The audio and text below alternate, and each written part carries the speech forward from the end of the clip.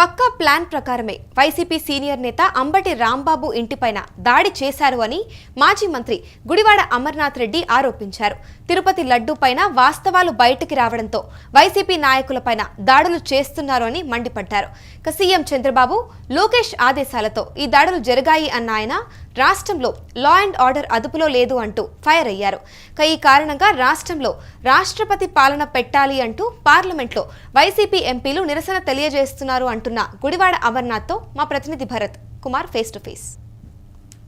రాష్ట్రపతి పాలన పెట్టాలంటూ వైసీపీ నేతలు ఢిల్లీ చేరుకున్నారు. ఢిల్లీ పార్లమెంట్ వద్ద ఎంపీలు నిరసన తెలియజేస్తున్నటువంటి పరిస్థితి కనిపిస్తా ఉంది. ఏదైతే వెంకటేశ్వర స్వామి లడ్డూ కల్తీ వ్యవహారం కాస్త చిలికి వానే ఢిల్లీకి చేరింది. ఇదే అంశానికి సంబంధించినంత వరకు మనతో మాట్లాడేందుకు మాజీ మంత్రి గుడివాడ అమర్నాథ్ గారు ఉన్నారు. ఆయన అడిగి తెలుసుకునే ప్రయత్నం చేద్దాం. సార్ నమస్తే. ఢిల్లీకి చేరింది ఈ వ్యవహారం చిలికి వానే, ఎలా చూడొచ్చు అంటారు? ఆంధ్రప్రదేశ్ లో వెంకటేశ్వర స్వామి మిమ్మల్ని ఉండనీయకుండా ఢిల్లీ పంపిస్తుంటారు. అసలు ఏం జరిగింది? రాష్ట్రంలో లా అండ్ ఆర్డర్ ఫెయిల్ అయినప్పుడు, లా అండ్ ఆర్డర్ అనేటువంటిది రాష్ట్ర ప్రభుత్వం చేతిలో లేనప్పుడు, లేదా లా అండ్ ఆర్డర్ అనేటువంటిది మన చేతిలో కాదు మన పార్టీ కార్యకర్తల చేతిలో ఉండాలని చెప్పి ప్రభుత్వాలు నిర్ణయం తీసుకున్నప్పుడు డెఫినెట్ గా జాతీయ స్థాయిలో దీని మీద చర్చ జరగాల్సినటువంటి అవసరం ఉంది. ప్రెసిడెంట్ రూల్ అనేటువంటిది పెట్టాలని చెప్పినటువంటి డిమాండ్ డెఫినెట్ గా ప్రజల నుంచి వస్తుంది, ప్రతిపక్షంగా మా నుంచి కూడా వస్తుంది.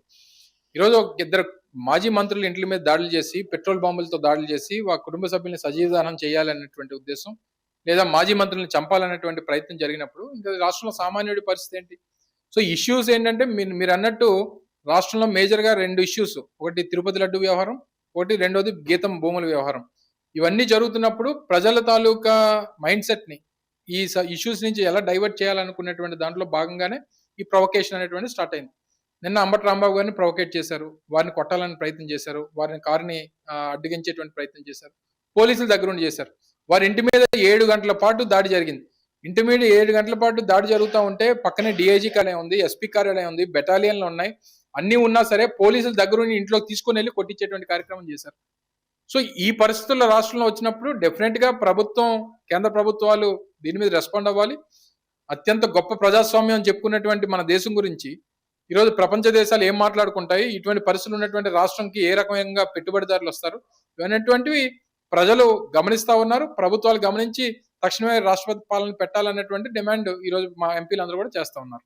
ఇది టిట్ ఫర్ టాట్ గా చూడాలంటారా? గతంలో మీ ప్రభుత్వం కూడా ఇదే పరిస్థితులు తీసుకొచ్చింది, ఇప్పుడు వీళ్ళు అదే పని చేస్తా ఉన్నారు. అసలు రాష్ట్ర ప్రజలను దృష్టిలో పెట్టుకొని రాష్ట్రంలో శాంతి భద్రతలు ఏదైతే ఒక అదుపులో ఉంచాల్సింది పోయి రెండు పార్టీలు ఒకరిపై ఒకరు దుమ్మెత్తి పోసుకోవడాన్ని ఎలా చూడొచ్చు అంటారు? గతంలో చేసినవన్నీ నేరుగా ఆ రోజు ప్రతిపక్ష నాయకుడిగా చంద్రబాబు నాయుడు గారు కానీ, వారి పార్టీ కార్యాలయం కానీ, లేదా వారి ప్రెస్ మీట్ లో కానీ మాట్లాడినటువంటి మాటలు.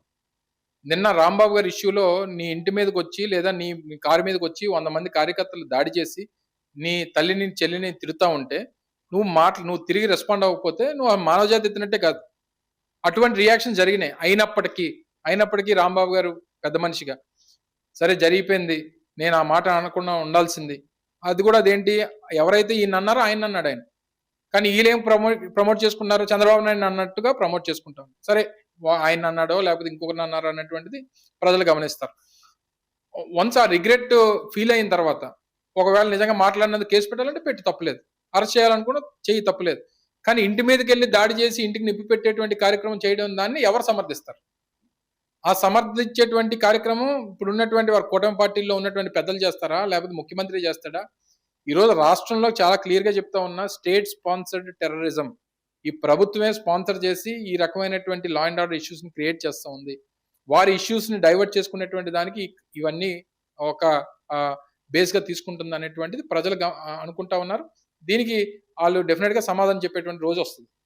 బడ్జెట్ కి సంబంధించి కీలకంగా, ఎందుకంటే మార్చి వచ్చేస్తున్న తరుణంలో కేంద్ర ప్రభుత్వం బడ్జెట్ ప్రవేశపెట్టింది.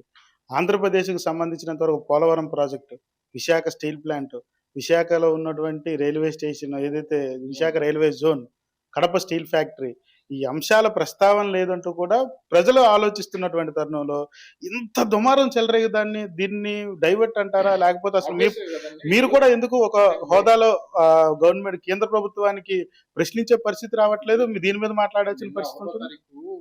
వాళ్ళు 31వ తారీఖు బడ్జెట్ పెట్టారు. సో బడ్జెట్ పెట్టిన తర్వాత సహజంగా రియాక్షన్స్ 1వ తారీఖు అనుకుంటా బడ్జెట్ పెట్టింది. 1వ తారీఖు పెట్టిన తర్వాత దాని మీద రియాక్షన్స్ అనేవి మా పార్టీ డెఫినిట్‌గా మాట్లాడుతుంది. ఎప్పుడైతే డిస్కషన్స్ స్టార్ట్ అవుతాయో మా పార్టీ స్టాండ్‌ని చెప్తాం. సో ఇప్పుడు మేజర్ ఇష్యూ ఏంటంటే ఈరోజు రాష్ట్రంలో ఉన్నటువంటి ప్రభుత్వంలో భారతీయ జనతా పార్టీ కలిసుంది. జాతీయ స్థాయిలో ఉన్నటువంటి భారతీయ జనతా పార్టీ ప్రభుత్వంలో ఇదే తెలుగుదేశం పార్టీ అక్కడ కొనసాగుతా ఉంది వారితో కలిపి. అంటే ఈరోజు కేంద్రంలో ఉన్నటువంటి భారతీయ జనతా పార్టీకి మేజర్ సపోర్టు తెలుగుదేశం పార్టీ. అటువంటి పరిస్థితులు ఆ రాజకీయ పరిణామాలు అంత అడ్వాంటేజ్ ఈ రాష్ట్రానికి ఉన్నప్పుడు రాష్ట్రానికి జరగాల్సినటువంటి న్యాయం జరగలేదనేటువంటిది రాష్ట్ర ప్రజలు అనుకుంటా ఉన్నారు. ముఖ్యంగా పోలవరం ప్రాజెక్టు వారు ఏదైతే హైట్ డిసైడ్ చేశారో 41 మీటర్లు అనేటువంటిది వారు హైట్ డిసైడ్ చేశారు. దానివల్ల ఉత్తరాంధ్ర ప్రాంతం అంతా తీవ్ర నష్టానికి గురవుతుంది. పోలవరం ప్రాజెక్ట్ అనేటువంటి ప్రాజెక్ట్కి అర్థం లేదు అనేటువంటిది ప్రజలు మాట్లాడుకుంటా ఉన్నారు. ఇక మీరు అన్నట్టు స్టీల్ ప్లాంట్ విషయం లేకపోతే ఇంకోటి ఈ సోకాళ్ళు అమరావతి అనేటువంటి దానికి 1000 కోట్లు అంటున్నాడు. చంద్రబాబు నాయుడు గారు ఏమో ఒక పక్క ఈ ప్రాజెక్ట్ కంప్లీట్ అవ్వాలంటే అమరావతి 2 లక్షల కోట్లు కావాలంటారు. వీళ్ళు 1000 కోట్లు చెప్పిన ఇస్తే 200 సంవత్సరాలు పడుతుంది. సో ఇవన్నీ కూడా ప్రజలు కాదు, మనం బాధ్యతాయుతమైనటువంటి స్థానంలో ఉండి మనకు అవకాశం ఉండి ఆ అడ్వాంటేజెస్ ఉండి ఇది చేయలేనటువంటి చేతగాని వాళ్ళు ఎవరు అంటే ఈరోజు రాష్ట్రంలో ఉన్నటువంటి రాష్ట్ర ప్రభుత్వం. సో డెఫినెట్ గా వీటన్నిటి మీద కూడా వైఎస్ఆర్ కాంగ్రెస్ పార్టీ రేపు పార్లమెంట్ లో మాట్లాడుతుంది, బయట మాట్లాడతాం. ఇష్యూస్ ఏది కూడా డైవర్ట్ అవనివ్వం, ప్రజలు మర్చిపోయినా మేము మర్చిపోనివ్వం అనేటువంటి విషయాన్ని తెలియజేస్తాం. చెప్పండి. అయితే ఇప్పుడు ప్రధానంగా పార్టీల మధ్యన ఏదైతే కోల్డ్ వార్ ఎప్పుడు ఉంటా ఉంటుంది, మాటల యుద్ధం ఉంటా ఉంటుంది. మాటల యుద్ధం కాస్త చేతల వరకు వెళ్ళడం, చేతల నుంచి కాస్త కోర్టులకు వెళ్ళడం, ఇవాళ పార్లమెంట్కి వెళ్ళడం. ఇది ఎలా ఉందంటారు? అసలు ప్రజలు పూర్తిగా కూడా అసహించుకునే పరిస్థితికి రాజకీయాలు దిగజారిపోయే సిచ్యువేషన్ ఉంది. ఎలా చూడొచ్చు అంటే ఇదంతా? ప్రజాస్వామ్యంలో కన్స్ట్రక్టివ్ క్రిటిసిజం ప్రభుత్వాల్లో ఉన్నప్పుడు ప్రభుత్వాలు పెద్ద మనసుతో ఉండాల్సినటువంటి అవసరం. ఇవన్నీ కూడా ఒక హెల్తీ డెమోక్రసీకి అడుగులు వేసేటువంటి పద్ధతి. ఈరోజు లా అండ్ ఆర్డర్ని మా పార్టీ కార్యకర్తల చేతుల్లో పెట్టడం, లేకపోతే పోలీస్ శాఖని వారి ఉద్యోగం వాళ్ళు చేయనివ్వకపోవడము, లేకపోతే పోలీస్ శాఖలో ఉన్నటువంటి పెద్దలు కూడా దానికి కొమ్ము కాయడము, ఇది ఎప్పుడు కూడా డెమోక్రసీకి మంచిది కాదు. మీరు అన్నట్టు మాటల తర్వాత చేతలు ఆ పరిస్థితులకు వచ్చేసినాయి. సో ఇది కరెక్ట్ కాదు. దాన్ని ఆ రకంగా ప్రభుత్వంలో ఉన్నటువంటి పెద్దలు ప్రేరేపించడం అనేటువంటిది అంతకంటే కరెక్ట్ కాదు. ఇది డెమోక్రసీకే కాదు, రాష్ట్రానికి కూడా నష్టం చేకూరుస్తుంది. రాష్ట్రానికి వచ్చేటువంటి పెట్టుబడుల్ని ఇబ్బంది పెట్టేటువంటి పరిస్థితి వస్తుంది. సో డెఫినెట్ గా దీన్ని ఎవరు కూడా సమర్థించేటువంటి పరిస్థితి ఉండదు. దీని మీద డెఫినెట్ గా రియాక్ట్ అవ్వాల్సినటువంటి అవసరం ఉంది. ఆ రియాక్షన్స్ అనేటువంటివి రానుటువంటి రోజుల్లో ఆ మార్పు వస్తుందని చెప్పి ఆశిస్తా ఉన్నాం. అయితే ఇంత జరుగుతున్నప్పటికీ కూడా ఉప ముఖ్యమంత్రి కనీసం స్పందించలేదు. దీన్ని ఎలా చూడొచ్చు అంటారు? ఆయన వైజాగ్ వచ్చారు, వైజాగ్ లోనే ఉన్నారు. ఒకవైపు ఏదైతే గీతం కాలేజ్ వ్యవహారంలో కానీ ఇంత జరుగుతూ ఉంటే కనీసం నోరు మీద పోవడాన్ని ఎలా చూస్తారు? మీకు సపోర్ట్ చేస్తారంటారు? నాకు సపోర్ట్ అనే దానికన్నా మనం ఒక తప్పు చేస్తున్నాం అనేటువంటి ఫీలింగ్ డెఫినెట్ గా ఆయన ఉండొచ్చు. ఈ రోజు భూముల గురించి రుషికొండ విషయంలో ఆయన వచ్చాడు. రుషికొండ మీద మేము ఆ రోజు టూరిజం భవనాలు కడితే దాన్ని ఏదో మేము తప్పు చేసినట్టు చూపించాడు. మరి అదే రుషికొండకి రోడ్డు అవతల 55 ఎకరాలు 5,000 కోట్ల రూపాయల భూమిని ఈ ప్రభుత్వ పెద్దలు ప్రభుత్వంలో ఉన్నటువంటి వారి కుటుంబ సభ్యులే కాజేస్తా ఉంటే మరి ఆయన మాట్లాడకపోతే మరి ఆయన ఏం ప్రశ్నించినట్టు? ఈరోజు తిరుపతి లడ్డు వ్యవహారం అంతే కదా. తర్వాత లేదా వారికి సంబంధించినటువంటి ఎమ్మెల్యే చేసినటువంటి లైంగిక వేధింపులు ఒక ఇష్యూ ఉంది కదా. ఈరోజు ఒక మాజీ మంత్రుల మీద దాడి చేస్తే అదే మీ సామాజిక వర్గానికి చెందినటువంటి నాయకుడి మీద దాడి చేశారు. మరి ఆయన మీద దాడి చేసినప్పుడు దాని మీద రెస్పాండ్ అవ్వాలి కదా. అవ్వట్లేదనంటే ఈ ప్రభుత్వం తప్పు చేస్తున్న ఆయన మౌనం దేనికి అంగీకారం అంటే ఈ ప్రభుత్వం చేస్తున్నటువంటి చర్యలన్నీ కూడా తప్పు అనేటువంటిది వారు మౌనంగా అంగీకరిస్తున్నట్టుగానే మనం గమనించాలి. నా ఉద్దేశం అయితే నేనైతే అలాగే భావిస్తా ఉన్నా. దీనికి సంబంధించినంత వరకు జగన్మోహన్ రెడ్డి రంగంలోకి దిగే అవకాశం ఉండబోతా ఉందా? ఎప్పుడు వచ్చే అవకాశం ఉండబోతుంది? ఈరోజు బెంగళూరు నుంచి ఈరోజు విజయవాడ వస్తా ఉన్నారు.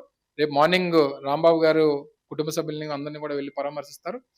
తర్వాత 6వ తారీఖు ఉదయం జోగి రమేష్ గారి ఇంటికి కూడా వెళ్ళి పరామర్శిస్తారు. విశాఖ వచ్చే అవకాశం ఉండబోతుందా? గీతం కాలేజ్ భూములు ఉన్నాయి కదా, ఇంకా లాట్ ఆఫ్ ఇష్యూస్ ఉన్నాయి. ప్రభుత్వం మేము అయితే ఏదైతే డిమాండ్ చేస్తా ఉన్నామో ప్రజల నుంచి వస్తున్నటువంటి రియాక్షన్స్ ఉన్నాయో దీనివల్ల ఏదన్నా వారు తగ్గితే వెల్ అండ్ గుడ్. ఒకవేళ తగ్గం మేము ఇలా ఈ రకంగానే ఇచ్చుకుంటూ పోతాం అనేటువంటి పరిస్థితి వచ్చినప్పుడు డెఫినెట్ గా ఆయన తీసుకుని వచ్చేటువంటి కార్యక్రమం చేస్తాం. Thank you. చూడొచ్చు, రాష్ట్ర ప్రభుత్వం పూర్తిగా డైవర్షన్ పాలిటిక్స్ లో భాగంగా రాష్ట్రంలో ఉండేటటువంటి ఒకవైపు గీతం కాలేజీ వ్యవహారం కానీ, మరొక వైపు వెంకటేశ్వర స్వామి లడ్డూ కల్తీ వ్యవహారంలో కానీ, ఇంకొక వైపు కేంద్రం ప్రవేశపెట్టినటువంటి బడ్జెట్ కి సంబంధించినంత వరకు ఆంధ్రాకి జరిగినటువంటి అన్యాయాన్ని కానీ పక్కన పెట్టేందుకు రాష్ట్ర ప్రభుత్వం డైవర్షన్ పాలిటిక్స్ లో భాగంగా ఇదంతా చేస్తున్నారంటూ కూడా వైసీపీ చెప్తున్నటువంటి పరిస్థితి అయితే కనిపిస్తా ఉంది. కెమెరా పర్సన్ నారాయణతో భరత్, యూటీవీ, విశాఖ.